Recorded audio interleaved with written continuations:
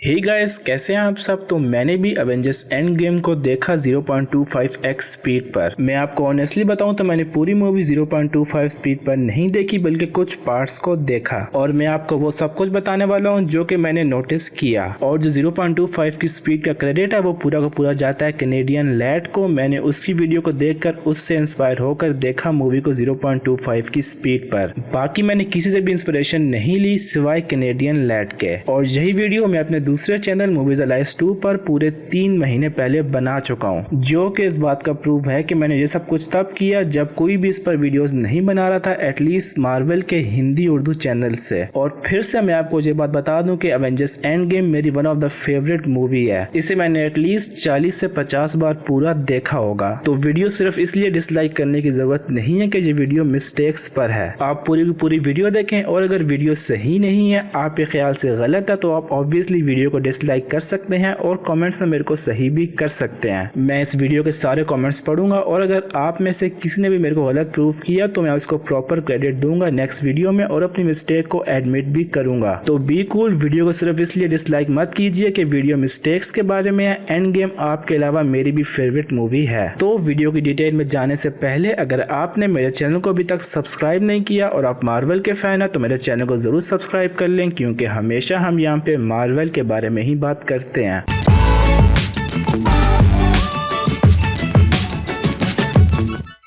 तो स्टार्ट करते हैं इस सीन से। इस सीन में रोडी कहता है नेब्यूला को कि सिंक अप। नेब्यूला सिंक करने की कोशिश करती है लेकिन फेल हो जाती है, क्योंकि यहाँ पर होती है 2014 की ओल्ड नेब्यूला भी। वैसे गाइस, यहाँ पर एक बात तो है कि नेब्यूला का और दूसरी नेब्यूला का आपस में कनेक्शन काफी ज्यादा स्ट्रॉन्ग है। एटलीस्ट हमारे पास करेंटली ऐसी कोई भी टेक्नोलॉजी नहीं है जो कि दो प्लैनेट्स के दरमियान कम्युनिकेट कर सके। आई नो कुछ ऐसे ऑब्जेक्ट्स हैं जो कि इतने लंबे डिस्टेंस पर कम्युनिकेट कर सकते हैं, लेकिन उनका सिग्नल इतना डिमिनिश हो जाता है कि उसको रिसीव करने के लिए इतने बड़े रिसीवर चाहिए होते हैं। और जो अमाउंट ऑफ डाटा ट्रांसफर हुआ नेब्यूला और नेब्यूला के दरमियान वो काफी ज्यादा था। वो लिटरली जीबीज में डाटा था। थैनोस 4K में देख रहा था नेब्यूला की मेमोरीज को। खैर गाइस, ये मिस्टेक्स का पार्ट नहीं है, मुझे ये बात इंटरेस्टिंग लगी तो सोचा आपको भी बता दूं। तो नेब्यूला फेल होती है और सिंक अप नहीं कर पाती रोडी के पास। रोडी वहां से चला जाता है फ्यूचर में और नेब्यूला वहीं रह जाती है। यहाँ पर जो पावर स्टोन होता है वो होता है रोडी के हाथ में और यहाँ से जा चुका है इस मोमेंट पर पावर स्टोन इस प्लेनेट से। अब याद कीजिए एंशिएंट वन और ब्रूस बैनर किस बात पे एग्री हुए थे इस बारे में।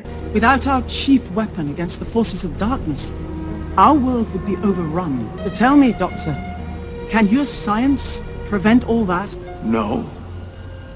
But we can erase it. Because once we're done with the stones, we can return each one to its own timeline at the moment it was taken. So, chronologically, it never left. And remember, you have to return the stones to the exact moment you got them. You're going to open up a bunch of nasty alternative realities.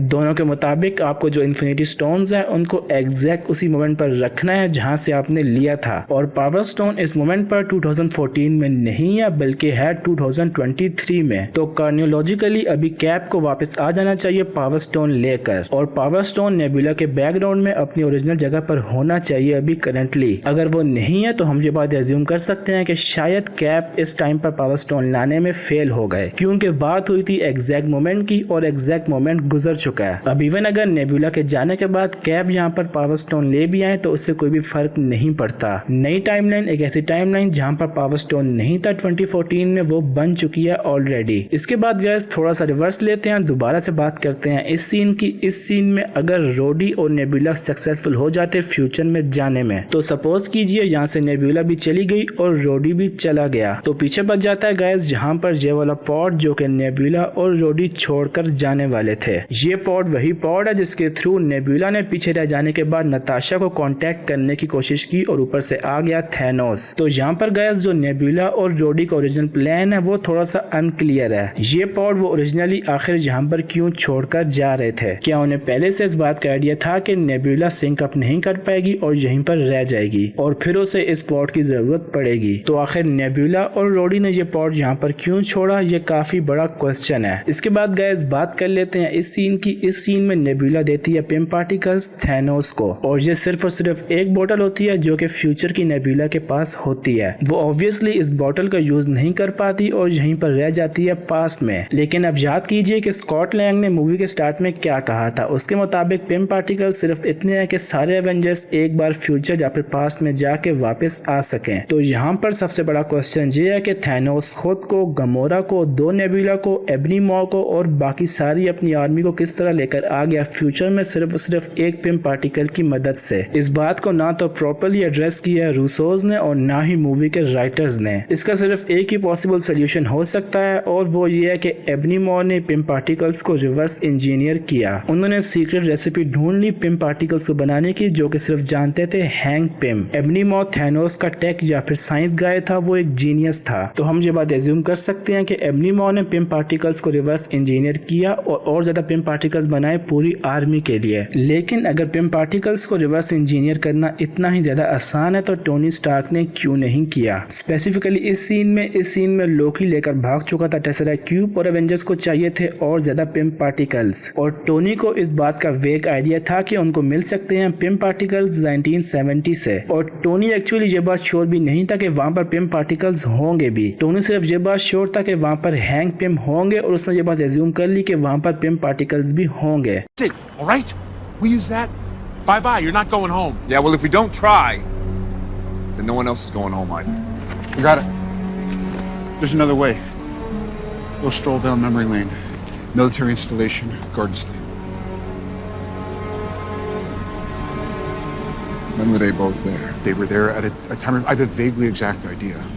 क्या इस बात की possibility नहीं थी कि hang Pym ने अभी तक उस टाइम में पिम पार्टिकल्स को इन्वेंट ना किया हो। इसके अलावा टोनी को बिल्कुल वेग आइडिया था कि वहां पर टेसरेक्ट क्यूब भी होगा और पिम पार्टिकल्स भी होंगे, दोनों साथ साथ। तो टोनी ने और कैप ने यहाँ पर सब कुछ एज्यूम किया और एक वेग आइडिया पर पूरी यूनिवर्स को छोड़ दिया। अगर वहां पर पिम पार्टिकल्स या फिर टेसरेक्ट क्यूब ना होते तो पूरी यूनिवर्स कभी भी वापस नहीं आती। तो उससे बेटर आइडिया ये हो सकता था कि टोनी वहीं पर रुकता और वहां पर पिम पार्टिकल्स को रिवर्स इंजीनियर कर लेता, जैसे कि एबनी मॉ ने किया। टोनी एक जीनियस है, अगर वो वाइब्रेनियम के बगैर नैनो पार्टिकल से सूट बना सकता है, इवन श्यूरी से भी पहले, तो वो कुछ भी कर सकता है। तो अगर टोनी उस सीन में पार्टिकल्स को रिवर्स इंजीनियर कर लेता तो ये काफी ज्यादा कम रिस्क होता। इसके अलावा यहाँ पर उनके पास टाइम की बिल्कुल भी कमी नहीं थी। उनके पास एक्चुअल में 5 से 6 साल थे इजीली। वो इवन 2018 में भी पिम पार्टिकल्स को इन्वेंट कर लेते तो जा सकते थे इजीली 2023 में। ये गाइस रूल्स हैं टाइम ट्रेवल के, आप टाइम में किसी भी पॉइंट से किसी भी टाइम पर जा सकते हैं। तो नो मैटर इवन टोनी को 50 साल भी लगते हैं यहाँ पर पिम पार्टिकल्स को इन्वेंट करने में, टोनी फिर भी जा सकता था 2023 में। इसके अलावा गाइस एक और बात, अगर हैंक पिम एग्जिस्ट करते हैं 1970 में पिम पार्टिकल्स के साथ तो वो इजीली एग्जिस्ट करते हैं 2012 में भी पिम पार्टिकल्स के साथ। तो टोनी लिटरली जिस टाइम में एग्जैक्टली है वहां पर पिम पार्टिकल्स एग्जिस्ट करते हैं हैंक पिम के साथ साथ। टोनी इजीली हैंक पिम से पिम पार्टिकल्स चुरा सकता था या फिर इवन हैंक पिम से पूछ कर भी ले सकता था। एक वेग आइडिया पर पूरी यूनिवर्स को रिस्क करने की बिल्कुल भी जरूरत नहीं थी। खैर guys I know Avengers end game के राइटर्स ने ऐसा क्यों किया, वो प्लॉट के लिए जरूरी था कि टोनी को फाइनली अपने फादर से मिलने का मौका मिले, और वो one of the best scene था एवेंजर्स एंड गेम में, वो मुझे बहुत ज्यादा पसंद आया। लेकिन फिर भी वो एक प्लॉट होल है और हम उसे डिस्कस करेंगे और हमने किया। तो दोस्तों आज के लिए इस वीडियो में इतना ही। मेरे पास पूरा पिटारा है इस तरह की मिस्टेक्स और डिटेल्स का। अगर आप चाहते हैं मैं इस पर और वीडियोस बताऊं तो मुझे कमेंट सेक्शन में जरूर बताएं। इसके अलावा गाइस जाते जाते एक और बात, एवेंजर्स एंड गेम के इस सीन में कैप के पास बिल्कुल ब्रांड न्यू और एक फ्रेश सूट था। याद रहे ये वाले कैप 2012 की न्यूयॉर्क की बैटल के बाद के कैप हैं और उनका सूट एवेंजर्स की पहली मूवी के एंड में कुछ ऐसा दिखता था, जो कि इस सीन में बिल्कुल क्लियर है और धुला हुआ है। लेकिन गाइस प्रोबेबली यहाँ पर इसका इजी आंसर हो सकता है कि शायद कैप ने अपना कॉस्ट्यूम चेंज कर लिया न्यूयॉर्क की बैटल के बाद। तो आज के लिए इस वीडियो में इतना ही। होपफुली आपको ये वीडियो पसंद आई होगी। अब मैं आपको उस क्वेश्चन का आंसर बता देता हूँ जो कि मैंने अपनी लास्ट वीडियो में पूछा था। क्वेश्चन था इस सीन में बकी के सेल का नंबर क्या था। उसका आंसर है D23 और ये एक ईस्टर एग था डिज्नी के D23 एक्सपो का, और आप में से बहुत सारे लोगों के इस पर आंसर बिल्कुल करेक्ट थे। इसके बाद गाइस बात कर लेते हैं गिव अवे की। मैं PUBG का रॉयल पास गिव अवे कर रहा हूँ। अगर आप उसमें पार्टिसिपेट करना चाहते हैं तो इस वीडियो को लाइक करें, इस पर कमेंट करें, मेरे इंस्टाग्राम को फॉलो करें और वहां पर मुझे मैसेज करना बिल्कुल भी मत भूलें। मैसेज में आप सिंपली हाई या फिर ओके लिख दें और आपका नाम गिव अवे में आ जाएगा। अब जो अगला क्वेश्चन है गाइस वो है वांडा को उसकी पावर्स कौन से इन्फिनिटी स्टोन से मिली थी? मुझे इस क्वेश्चन का आंसर कमेंट्स में जरूर बताएं और मुझे इंस्टाग्राम पे फॉलो करना बिल्कुल भी मत भूलें फेस रिवील के लिए और Q&A के लिए। तो मिलते हैं आपसे अगली वीडियो में। Till then be happy.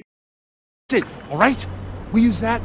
Bye-bye, you're not going home. Yeah, well, if we don't try, then no one else is going home either. You got it. There's another way.